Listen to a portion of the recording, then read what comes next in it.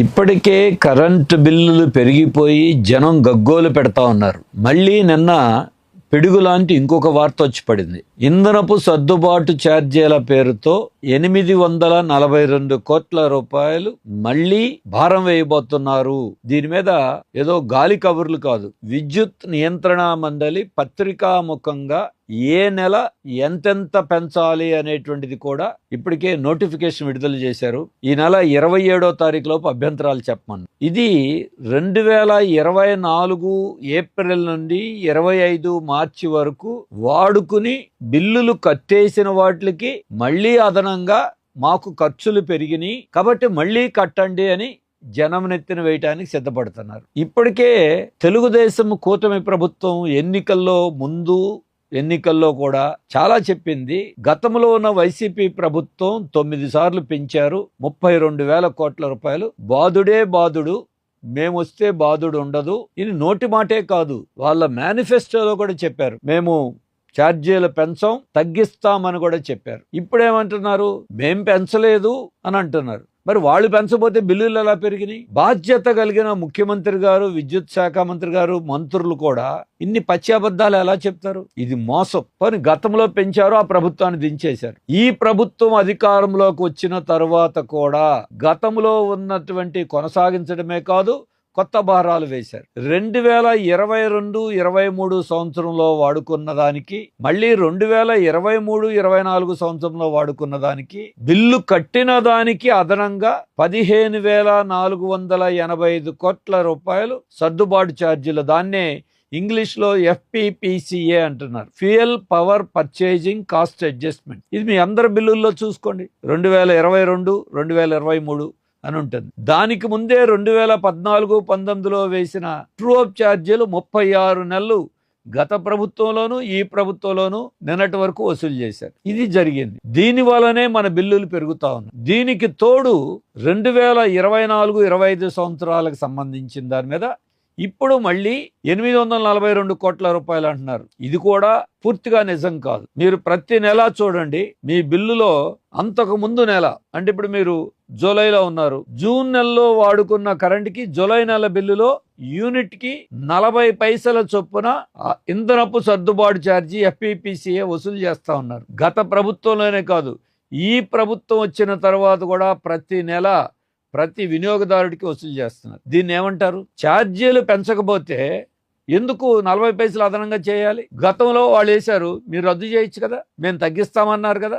ఈ రకంగా చూస్తే సంవత్సర కాలంలో 2 కోట్ల మంది వినియోగదారుల దగ్గర సుమారుగా 2,787 కోట్ల రూపాయలు ఇప్పటికే అడ్వాన్స్ గా సర్దుబాటు ఛార్జీ వసూలు చేశారు. ఇది దేనికి? అంటే ఇంధనం రేటు పెరుగుతుందో మీకు ముందే తెలుసా? మరి తెలిస్తే అది ప్రభుత్వం భరించాలి, దానికి వినియోగదారుల బాధ్యత ఏంటి? ఎందుకు 40 పైసలు వసూలు చేస్తారు? అప్పుడే కాదు, ఇప్పుడు కూడా కొనసాగిస్తానేమన్నారు. మేము ఛార్జీలు పెంచలేదంటే ఎలాగా? ఆ 2,787 కోట్ల రూపాయలు వసూలు చేసింది కాకుండా ఇంకా చాలలేదని సంవత్సరం అంతా మళ్ళీ లెక్కేసుకుని ఇప్పుడు అదనంగా ఇంకొక 842 కోట్ల రూపాయలు కట్టమంటున్నారు. అంటే దాదాపు 3,600 కోట్ల రూపాయల వరకు ఈ ప్రభుత్వం ఈ సంవత్సరానికి అదనంగా జనం దగ్గర వసూలు చేస్తున్నది. ఇది బాధుడు అంటారా? ఏమంటారు? అంటే ఉమ్మడి బాధుడా? ఇది కూటమి బాధుడా? మోడీ గారు, చంద్రబాబు గారు, పవన్ కళ్యాణ్ గారు ఏ బాధుడైతే ఉంది? జగన్ గారు బాధుడితే అయితే ఏమైంది, ఇప్పుడు కూటమి బాధుడైతే ఏమైంది? జనం దగ్గర కట్టాల్సింది. అందుకే మేం పెంచలేదు. ఇంకొకటి, కొంతమంది మీడియాలో కొంతమంది చెప్తున్నారు ఏమని, కూటమి ప్రభుత్వం గత ప్రభుత్వం లాగా అవినీతికి పాల్పట్టలేదు, అలాగే అడ్డగోలుగా ప్రైవేట్ కంపెనీల నుంచి విద్యుత్ అధిక రేట్లు పెట్టి కొనడం లేదు, కాబట్టి మా దగ్గర ఖర్చులు తగ్గుతాయి, కాబట్టి ఛార్జీలు తగ్గుతాయని ముఖ్యమంత్రి గారితో సహా అందరూ చెప్పారు.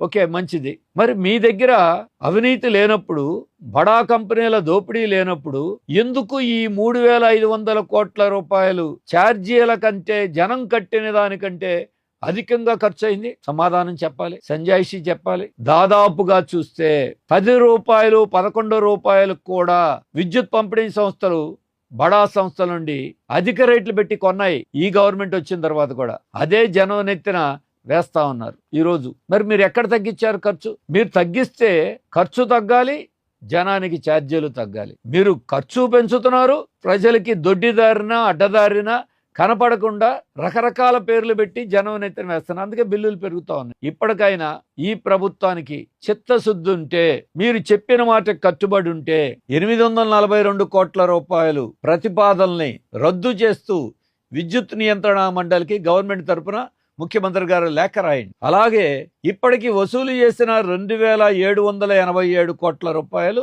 ప్రజలకి, వినియోగదారులకు వెనక్కి ఇవ్వండి. వెనక్కి ఇవ్వటం అంటే ఇప్పుడు కట్టే బిల్లుల్లో దాన్ని తగ్గించేయండి. ఇది కాకుండా విద్యుత్తులో ఆంధ్రప్రదేశ్లో 3 ఏరియాలుగా 3 పంపిణీ సంస్థలు ఉన్నాయి. శ్రీకాకుళం జిల్లా నుండి ఏలూరు జిల్లా వరకు ఉన్న ఉమ్మడి జిల్లాలన్నీ కలిపి తూర్పు eastern power distribution company limited, ఉమ్మడి కృష్ణా, గుంటూరు, ప్రకాశం జిల్లాలు సెంట్రల్ పవర్ డిస్ట్రిబ్యూషన్ కంపెనీ, ఉమ్మడి రాయలసీమ, నెల్లూరు జిల్లాలు కలిపి ఎస్పీడీసీఎల్ అంటారు. ఇట్లా 3 భాగాలుగా ఈ తూర్పు పంపిణీ సంస్థలో 1292 కోట్ల రూపాయలు మిగులు ఏర్పడింది. మిగులు అంటే దాంట్లో ఆల్మోస్ట్ ఆల్ 1000 కోట్లు ముందుగా వసూలు చేశారు. పోనీ మీరు చెప్పిన లెక్క 1292 కోట్లు మిగులు వచ్చినప్పుడు ఇంధనపు రేట్లు, ఖర్చులు పెరిగితే జనం దగ్గర వసూలు చేశారు. ఇప్పుడు 1292 కోట్లు మిగులు వచ్చింది కాబట్టి ఆ మిగులుని ప్రజలందరికీ ట్రూ అప్ కాదు, ట్రూ డౌన్ చేసి ఛార్జీలు తగ్గించండి. రాబోయే బిల్లుల్లో వాటిని తగ్గించండి. వసూలు చేసిన 2797 కోట్లు వెనక్కి ఇవ్వండి. అలాగే మిగిలినటువంటి 1292 కోట్ల రూపాయలు ఛార్జీలు తగ్గించి మీరు నిజంగా చెప్పిన మాటకి కట్టుబడి ఉండండి.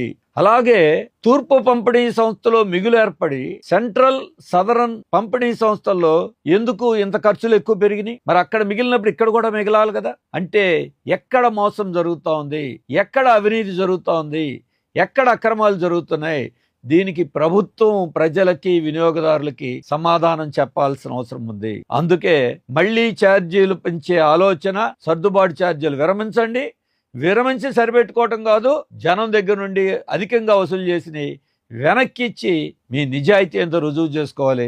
దీనికి తోడు ఇంకా రాబోయే కాలంలో స్మార్ట్ మీటర్లు, అదొక దోపిడీ రాబోతోంది. దాని మీద పోరాటం చేయాల్సిందే. ప్రభుత్వం కనుక దీనికి సమాధానం చెప్పి ఛార్జీలు తగ్గించకపోతే సిపిఎం, భారత communist party Marxist Andhra Pradesh committee తరఫున రాష్ట్ర వ్యాప్తంగా ఇప్పటికే ఉద్యమాలు చేస్తాం.